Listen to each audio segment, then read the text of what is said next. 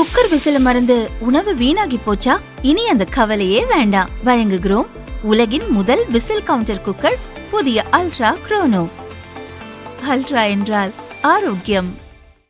சென்னை அருகே உள்ள திருமுடிவாக்கத்தைச் சேர்ந்தவர் கருப்பு என்ற தமிழழகு, வயது 27. இவன் மீது கொலை முயற்சி உள்ளிட்ட 19க்கும் மேற்பட்ட குற்ற வழக்குகள் பதிவு செய்யப்பட்டுள்ளன. கட்ட பஞ்சாயத்து, மிரட்டல், அடிதடிதான் இவனின் பிரதான தொழில்கள். இதனால் காவல்துறையின் ஏ பிரிவு சரித்திர பதிவேடு குற்றவாளியாக கண்காணிக்கப்பட்டு வருகிறான்.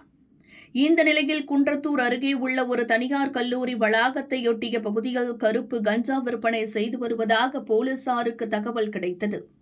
திருமுடிவாக்கம் போலீசார் சம்பவ இடத்திற்கு சென்று சோதனை நடத்தினர்.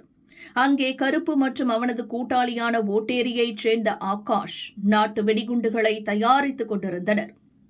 தங்களை பிடிக்க போலீஸ் வந்துள்ளது என்பதை தெரிந்ததும் இருவரும் போலீசார் மீது நாட்டு வெடிகுண்டுகளை வீச முயன்றுள்ளனர்.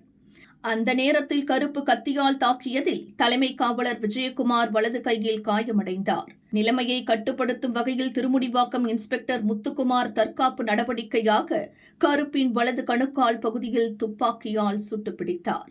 காயமடைந்த கருப்புக்கு முதலில் தாம்பரம் அரசு மருத்துவமனையில் சிகிச்சை அளிக்கப்பட்டது. பின்னர் மேல் சிகிச்சைக்காக சென்னை ராஜீவ்காந்தி அரசு மருத்துவமனைக்கு மாற்றப்பட்டுள்ளார்.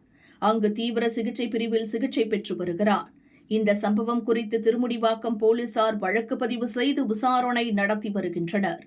நாட்டு வெடிகுண்டு தயாரிக்கப்பட்டதற்கான காரணம் மற்றும் அதன் பின்னணியில் வேறு யாரேனும் உள்ளனரா என்பது குறித்தும் தீவிரமாக விசாரித்து வருகின்றனர்.